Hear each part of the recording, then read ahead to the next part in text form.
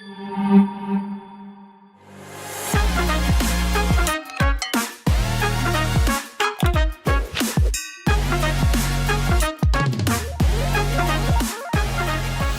paz do Senhor, meus irmãos e minhas irmãs. Segunda-feira, lição nova, lição número 10. Já estamos quase terminando esse trimestre, né, meus irmãos? Faltam apenas mais algumas lições, já passamos da metade, né?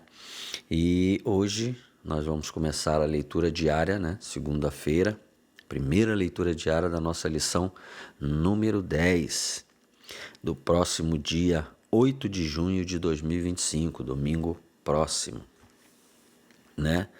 Inclusive tem aqui uma referência ao dia de Pentecoste, ok? O tema da lição número 10 é a promessa do Espírito.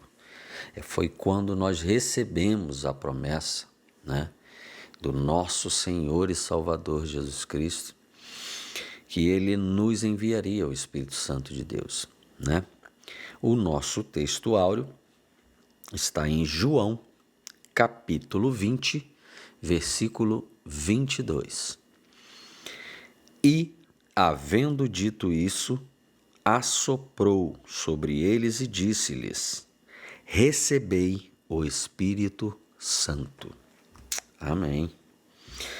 A verdade prática, né, para nós focarmos, né, em retirar da lição, né, segundo o autor da lição, a promessa do Pai não se restringe a um grupo particular ou a um período específico, mas inclui todos aqueles que se arrependem e creem no Evangelho. Isso é muito importante. Arrepender-se. Isso, arrepender-se, ok? E também crer, né? Inclui todos aqueles que se arrependem e creem no Evangelho. Nós falamos muito sobre isso, né? No verdadeiro sentido, no verdadeiro entendimento do que é arrepender-se e do que é crer, né, meu irmão? Porque crer não é acreditar e arrepender-se não é simplesmente, né, já é uma grande coisa, mas não é simplesmente parar de fazer coisas que você sabe que Deus não gosta. Nessa superficialidade. Eu não posso mais fazer isso porque é errado. Eu não posso mais fazer isso porque Deus não gosta. Porque saber o que é certo e errado, nós já temos uma noção muito grande, né? Principalmente numa visão maior, macro, né? Vamos dizer assim. Por quê? Todo ser humano, meu irmão, mesmo nascidos de Eva, mesmo sendo filhos de Adão e Eva, todos nós nascemos da mesma forma que temos coração, pulmão, rim, baço, olho, boca, nariz e ouvido. Todos nós nascemos com os 10 mandamentos em nós, ok? O Senhor nos permite nascer e crescer com uma consciência moral, como nós chamamos e aprendemos na escola. Essa consciência moral, qualquer ser humano, até mesmo um índio nascido no lugar mais remoto da terra, ele sabe que matar o seu semelhante é errado. Ele sabe que roubar do seu semelhante é errado. Essa consciência moral é nada mais, nada menos que os 10 mandamentos, né, que está incutido em nós, né, está inserido em nós. Porque é isso que ainda freia a humanidade, né? É claro que pessoas ultrapassam isso. É claro que existem pessoas também que não são perfeitas em suas faculdades mentais. Também existem pessoas, né, que são criadas em um meio, né, em uma determinada localidade, ou família, ou país, cujo é feito um trabalho, né, de quase que doutrinação, porque a criança, ao crescer, ela vai absorvendo muito o que tem à sua volta. Então, dependendo do pai, da mãe, da família, do ambiente em que ela é criada, isso também trabalha muito na formação do caráter da criança. Então, nós temos países aí em que desde muito novo a criança, principalmente o menino, ele é criado para se tornar alguém, né? Que estará pronto a realizar tudo aquilo que aquele lugar está acostumado. Né? Nós temos os povos aí, Afeganistão, Árabe, Paquistão, e aí a gente vai vendo, né, faixa de Gaza, a gente está vendo muito isso aí, que eles passam praticamente o dia inteiro na fronteira entre Israel, apedrejando, tacando pedra em quem passa do lado de Israel, né? Porque assim eles são ensinados que quem é judeu tem que morrer, né? Então nós temos países como o Paquistão, Afeganistão, que as crianças já muito novas, 12 anos, já botam a mão em fuzis para guerrear uns com os outros. São muitos povos rebeldes. Então isso também forma muito caráter, mas isso não é desculpa, ok? Porque a palavra de Deus fala sobre isso, né? Que todo homem, ele nasce com esta consciência moral, ok? De saber o que é o bem e o que é o mal, ok? Mesmo que sejam doutrinados, mesmo que sejam coisas, alguma coisa ali naquela pessoa, né? Ela trabalha para que essa pessoa, por mais que lhe seja ensinado, não, pode fazer sim, pode fazer sim, pode fazer sim, mas eu não acredito que o Senhor permitiria que alguém crescesse desenfreadamente, né, praticando deliberadamente o mal sem ser incomodado pelo bem, ok? Então, mas isso é um assunto para outra hora. Então, hoje nós vamos na segunda-feira ler em João, capítulo 14, versículos 16 e versículo 26. O tema que ele deu para hoje foi: Jesus garante que enviará o Consolador, o Espírito Santo. Vamos ler lá em João capítulo 14, primeiro versículo 16 e depois o 26. E eu pedirei ao Pai, e ele lhes dará outro conselheiro para estar com vocês para sempre. Ok? Ou seja, para sempre, até Jesus voltar. Ok? Quando nós subiremos para a glória, teremos o nosso corpo glorificado e lá não haverá mais choro, não haverá mais pecado, não haverá mais morte, não haverá mais pranto, não haverá mais ansiedade, não haverá mais morte, não haverá mais nada de ruim, ok? Estaremos totalmente, 100% em abundância, vida em abundância no céu, na presença do Criador, amém? Mas o Senhor deixou bem claro: eu pedirei ao Pai e ele lhes dará outro conselheiro, né? Que com certeza é porque ele está indo para o Pai e só retornará para buscar os dele, aqueles que ouviram a sua voz, aqueles que se arrependeram e creram, como nós vimos na verdade prática, ok? Vamos para o 26. O 26... Mas o Conselheiro, o Espírito Santo, que o Pai enviará em meu nome, lhes ensinará todas as coisas e lhes fará lembrar tudo o que eu lhes disse. Ele vai ensinar todas as coisas e lembrar tudo o que eu disse, ok? A gente sabe que Jesus esteve aqui. Jesus separou homens para serem seus discípulos, né? Convocou eles para uma missão. E Jesus disse: eu vou, vocês não podem ir comigo para onde eu vou, mas eu vou voltar. Mas eu vou pedir ao Pai para que ele mande o outro conselheiro. E esse conselheiro vai estar com vocês para sempre. E também ele vai ensinar vocês todas as coisas e lembrar de tudo que eu disse, ok? Então a gente sabe que Jesus, depois que passou aqui o seu ministério, depois de todo o ocorrido, até a ressurreição, depois dos 40 dias que Jesus passou aqui, né? O Senhor aparecia, ficava com eles, andava com eles, comia com eles, depois o Jesus sumia de novo, daqui a um tempo Jesus voltava. Jesus estava fazendo algo, meu irmão, aqui nesta terra, ok?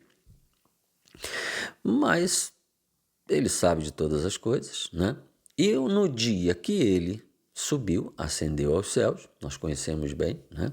Com aqueles dois varões, um de um lado e um do outro, uns diz Moisés, Elias, né? E ele, antes de subir, falou assim, não, vocês vão ficar com o conselheiro e ele vai ensinar vocês tudo, ele vai lembrar vocês de tudo que eu disse.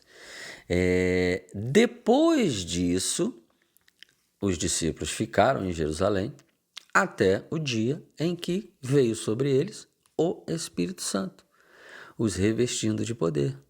E eles ali começaram a fazer a obra. Neste dia, Pedro pregou, eles pregaram nas línguas, né, nativas de todas as pessoas que estavam ali, porque não tinham só judeus.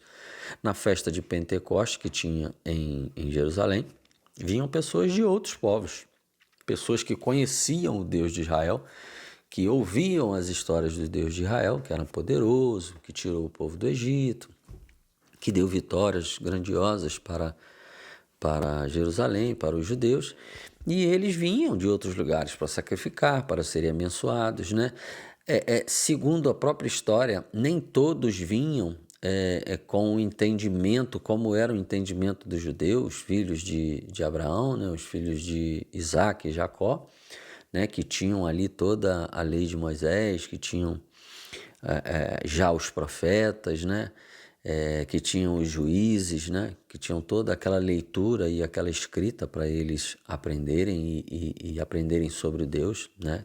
De Israel, o Deus criador dos céus e da terra. Muitos vinham porque era uma festa religiosa muito grande. A gente sabe que o ecumenismo, né? Nós temos várias religiões, né? Hoje temos muitas religiões que são parecidas, por exemplo. Quase que, meu irmão, não leve a mal, tá, meus irmãos, o que eu vou falar para você, mas existem diferenças muito grandes entre denominações cristãs, né? Nós temos os presbiterianos, nós temos os batistas, nós temos os assembleanos. A Assembleia de Deus, então, tem uma variedade nunca vista. A gente tem pentecostais, a gente tem neopentecostais, a gente tem as igrejas Assembleias de Deus que têm um costume ainda muito rígido, né, que as mulheres têm que usar aquele vestidão, né, de manga até aqui e tal. Então, assim, são doutrinas, ok? E nós temos uma diferença muito grande entre denominações cristãs, cada uma com a sua peculiaridade, ok? E temos arminianos, temos calvinistas, temos pré-milenistas, pós-milenistas, temos pré-tribulacionistas, temos pós-tribulacionistas, né? Ou seja, meu irmão, nós sabemos que só existe um Deus. Nós sabemos que só há uma verdade, um caminho e uma verdade. Acabamos de ver isso na semana passada. Um Salvador, mas opiniões nós temos muitas. Nós temos aí também, bem próximo, mas com uma peculiaridade que difere muito, né? É a Igreja Adventista, por exemplo, né? Com muitas coisas que são muito diferentes das outras igrejas, como a presbiteriana, a batista, né? E nós temos Assembleias de Deus, nós temos aí os Testemunhas de Jeová, nós temos aí a Igreja de Jesus Cristo dos Santos dos Últimos Dias, que são os Mormons também, né? Então, assim, meu irmão, são diferenças muito grandes, algumas bem pouquinhas, mas outras muito grandes, com relação a batismo, com relação a ceiar, com relação a muitas doutrinas, entendimentos, visões diferentes, ok? E não seria diferente na festa de Pentecostes. Nós tínhamos entre o próprio povo judeu, os mestres da lei, a gente tinha fariseus, saduceus, nós tínhamos os essênios, que nem se misturavam com os fariseus e os saduceus. Uns criam na ressurreição no último dia, a ressurreição dos mortos, outros não criam, entendeu? Então, meus irmãos, eles tinham a mesma lei de Moisés, os mesmos escritos dos profetas, dos juízes e de todos, mas tinham entendimentos diferentes, né? Isso é complicado, meu irmão, porque assim, se é um Deus só, uma única verdade, um só caminho, não haveria de ter tantas divergências de entendimento, tantos debates e discussões acalorados, né, que a gente vê hoje, principalmente hoje com o advento da internet, que é muito fácil hoje você juntar algumas pessoas, botar um celular filmando, alguns microfones e fazer um podcast de debate, ok? Tem um agora que é um pastor e 25 ateus bombardeando esse pastor, né? Isso me incomoda. Não estou aqui para criticar, eu não quero criticar, não generalizem, ok? Mas a Bíblia, ela condena, né, as discussões, as dissensões. Por que eu digo isso para os irmãos? Certa vez, meus irmãos, há muito tempo atrás, mas eu estava em um culto e aí o pregador falou sobre Raabe. E Raabe, ela mentiu, né, para esconder os 2 espias que Josué tinha mandado. Se ela não mente, eles iam pegar os 2 espias e eles seriam mortos. Mas Raabe sabia que o Deus de Israel vinha dando a vitória em grandes cidades, né, em grandes batalhas. O Senhor vinha dando na mão do povo ao povo judeu a vitória. Então ela falou assim: eu sei que o Deus de vocês tem dado muitas vitórias a vocês e com certeza vocês vão ganhar aqui também, né? E guerra é um negócio complicado, meu irmão, morria muita gente. Então eram expulsos da terra, por quê? Aquela terra ali, meus irmãos, era do povo de Israel. Aquela terra era de Abraão, ok? Era dele por direito, por documento, mas porque o povo, por causa da fome, saiu de lá, outros povos tomaram conta. Mas o Senhor falou: vocês vão ter de volta a terra que dei para Abraão. Claro que o povo não ia querer sair, né? Diz que era uma terra muito boa. Lembra? A terra que mana leite e mel. Mas Deus falou: não, vocês vão conquistar a terra que eu dei para Abraão, o pai de vocês, e ela é por herança de vocês. Então, Deus não estava tomando nada de ninguém para dar para Israel, não. Era de Israel e o povo tinha tomado conta por muitos anos, né? Porque o povo de Israel saiu, ok? Então, a fama de Israel, que vinha conquistando tudo, era muito grande, que o Deus de Israel tinha feito grandes maravilhas, grandes milagres, era muito grande. Então, Raabe, preocupada com ela, preocupada com a família dela, porque até então não conhecia, ouvia falar e sabia que o Deus, mas era uma época de muitos deuses. Ela mesma, onde ela vivia, na cidade dela, tinham muitos deuses. Era uma cidade que era politeísta, acreditava em muitos deuses, idólatra. Então, o Deus de Israel é mais poderoso, você está entendendo? Mas ela ainda não conhecia. Ela só sabia que estavam correndo o risco de perder tudo. Então, ela, para garantir, ela falou: não, eu escondo vocês aqui, mas vocês lembrem de mim e da minha família quando vocês entrarem aqui. Ou seja, ela estava cuidando do que era dela, meu irmão. Interesse próprio. Ela mentiu para livrar ela, a família dela e as coisas dela, ok? Mas esse pregador, no meio da pregação, disse que Deus usou Raabe para mentir. Na hora eu já não gostei, porque Deus não usa ninguém para mentir, meu irmão. A mentira é do diabo. Deus não faz união com o pecado. Deus abomina o pecado. E quem é o pai da mentira? Satanás. Quem mente é filho do diabo. ok? Deus jamais ia usar uma pessoa para mentir. Se aqueles 2 espias morrem, mandava-se outro, ok? Mas mentir Deus não faria. E ele falou aquilo, ele falou aquilo, ele falou aquilo, ele ficou repetindo aquilo. No final de tudo, não sei por que cargas d'água isso chegou até a mim. E ele perguntou se eu tinha gostado da pregação. E eu disse para ele que não. Eu falei, não, meu irmão, porque eu jamais posso entender e admitir que Deus usaria uma pessoa para mentir.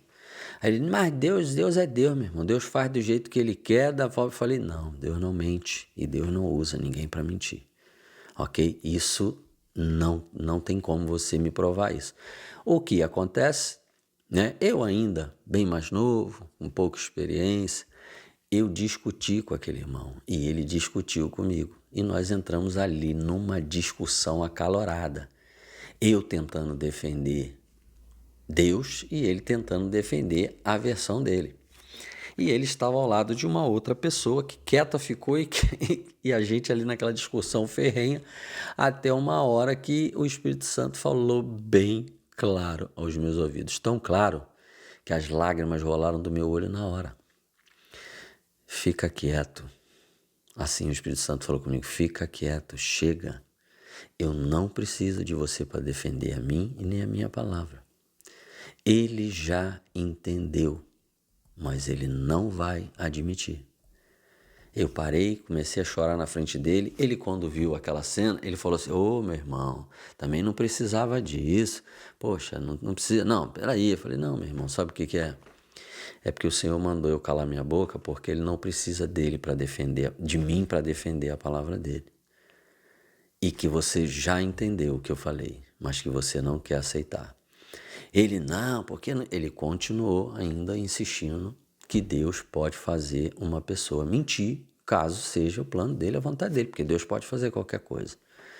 E aí eu parei com a discussão e saí dali. Daquele dia em diante, eu nunca mais quis fazer com que pessoas aceitassem aquilo que eu tenho para falar para elas. Porque se nem o próprio Jesus insistiu com ninguém, né? Nós conhecemos os 2 ladrões na cruz, aquele que o insultou, aquele que desafiou ele a sair, descer dali, dizendo, tu não é nada, você não é filho de Deus nada, se você fosse, você tiraria a gente daqui. E o outro, para esse que o criticou, ele nem sequer levantou a cabeça para olhar para ele, ok? Ele não tentou convencê-lo ali, ok? Mas o que falou, cala a boca, nós somos assassinos, ladrões, nós merecemos estar aqui, mas ele não, esse homem não fez nada. Senhor, lembra-te de mim quando entrares no paraíso. E Jesus disse para ele, eu te digo hoje, em verdade eu te digo hoje, tu estarás comigo no paraíso. Entendeu? Virou-se para ele, com todo o esforço que precisou fazer, porque estava preso, cansado, acabado, destruído naquela cruz. Mas ele virou a sua face para aquele homem e falou, eu te digo hoje, e te digo a verdade, tu estarás comigo no paraíso. Você entende o que eu estou falando? Não é diferente hoje, meu irmão.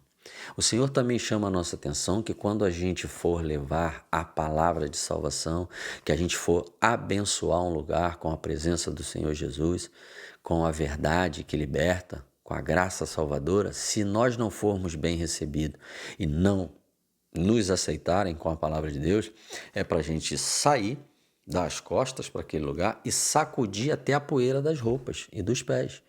Você está entendendo o que eu estou falando? E não abençoar aquela casa. Então, meus irmãos, o Espírito Santo, ele é excelente em convencer, mas as pessoas são soberbas.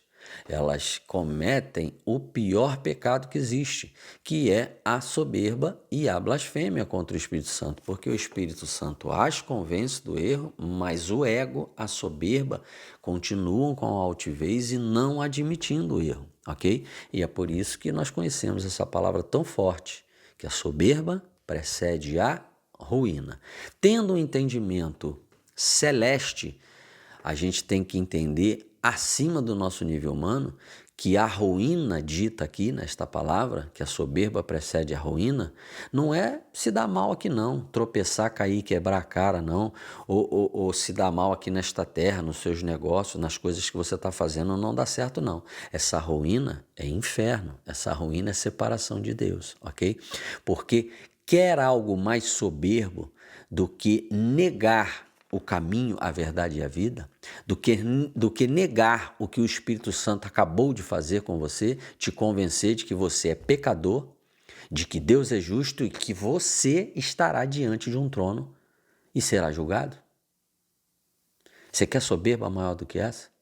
Quer soberba maior do que homens que o Espírito Santo, homens e mulheres que o Espírito Santo tem falado dioturnamente com ela, porque o Senhor não desiste de nós e eles não estão dando ouvidos? O Senhor tem mandado pessoas abençoar outras pessoas bem do lado delas e elas simplesmente ignoram, porque isso vai precisar de uma força tão grande para que aquela pessoa às vezes se desprenda de algo que ela tem para dar para outra pessoa. E as pessoas não estão ouvindo mesmo. Então, meus irmãos, nós estamos o tempo todo diante da palavra de Deus. O Espírito Santo é paciente demais. O Espírito Santo vai ministrar o teu coração até o último respiro, até o último suspiro. Enquanto o seu coração bater, o Espírito Santo estará falando contigo. Você que ainda não tomou uma posição, você que ainda não creu, você que ainda não se arrependeu, como nós vimos aqui no início, na verdade prática.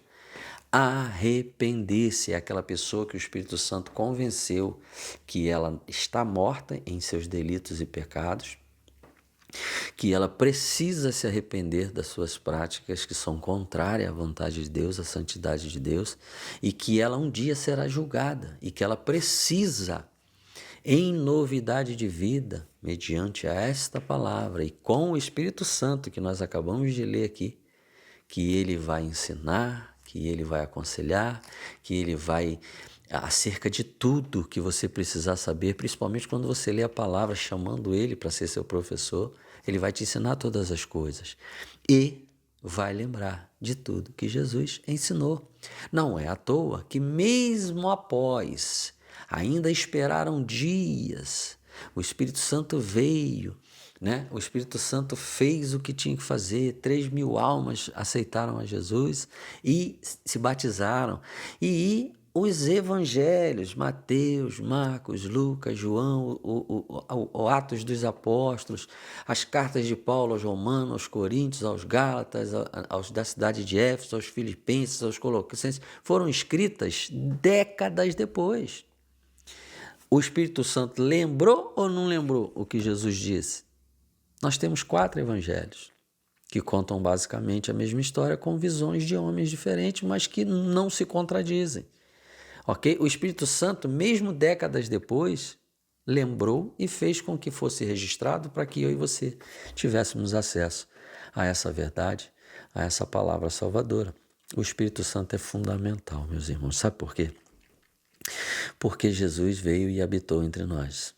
O próprio Deus, a própria palavra, a palavra que salva, a palavra que cura, a palavra que liberta, a palavra que ensina, a palavra que resgata, que traz o homem da morte para a vida, das trevas para a luz. Tua palavra é lâmpada para os meus pés e luz para os meus caminhos. Ok? A Bíblia, meus irmãos, é o roteiro da vida na Terra, desde o dia que ela foi criada até o dia que ela deixará de existir. É o roteiro e o manual de instrução para mim e para você. Mas precisamos do autor da palavra para nos ensinar, para que faça saltar ao nosso interior, à nossa alma, ao nosso espírito, a verdade. Porque senão isso será somente letras, somente barulho. Ok? Não podemos permitir que isso aconteça. Precisamos obedecer, precisamos crer, né? Para amarmos ao Senhor em plenitude, para que Ele nos ame, o Pai nos ame, venha fazer morada em nós e se revelar a nós. Seja a morada do Espírito Santo, meu irmão. Chame o Espírito Santo para habitar em você, porque ele será o seu renascimento. em espírito e em verdade. E o nosso Deus que te criou e que planejou a salvação, executou o plano de salvação e hoje está à porta batendo, te oferecendo a vida, ok? E vida com abundância. No entendimento celeste, vida em abundância. Não é aqui nesse mundo com dinheiro, com saúde, tudo bem para você tirar a tua onda. Não. No mundo tu vai ter a aflição, mas tem de bom ânimo, que eu venci o mundo e quero te tirar do mundo, eu acrescento essa palavra, porque a vida com abundância que o Senhor Jesus prometeu é lá no céu, lá tem vida, né? Ao lado do Pai na glória. O Espírito Santo é essencial nas nossas vidas. Sem Ele, nós não vemos, não ouvimos, não sentimos, não temos parte com Deus. Deus te abençoe a nossa segunda-feira. Até amanhã. A paz do Senhor Jesus.